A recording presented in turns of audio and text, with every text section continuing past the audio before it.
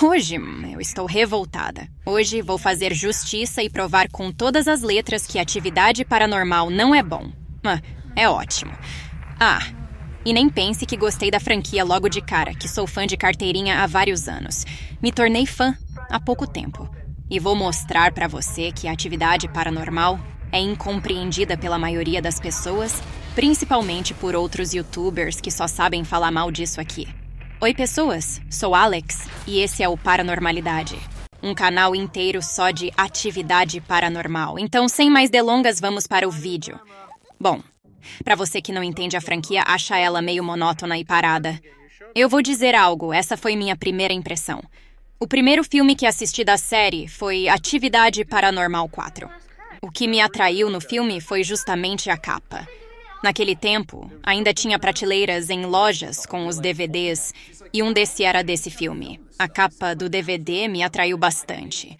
Uma menina conversando com alguém em segredo, altas horas da noite, sem ver o mal que estava vindo atrás dela.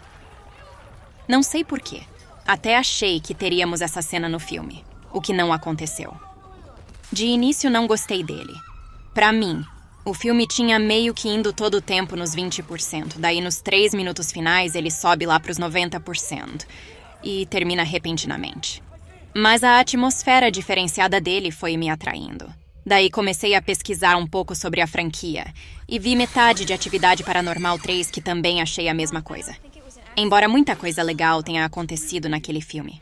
Nisso fiquei um tempo sem ver a franquia, até com o lançamento de Dimensão Fantasma, que achei bacana a ideia nos trailers de uma progressão na tecnologia e visualização dos fantasmas. O trailer com aquela cena da gravação de Christie, prevendo e falando com alguém de 30 anos no futuro, foi muito legal. Nessa época, eu já sabia sobre alguns personagens, dias depois do lançamento de Dimensão Fantasma. Eu acabei procurando e assisti o final do filme na internet e gostei muito. Já tinha percebido que Atividade Paranormal tinha uma progressão, então já tinha planos de assistir os outros filmes, planos esse que eu adiei, mas eu sempre ouvia a voz da Kate quando eu dormia, me dizendo para assistir Atividade Paranormal Marcados pelo Mal. E quando assistir, rapaz, que filmão!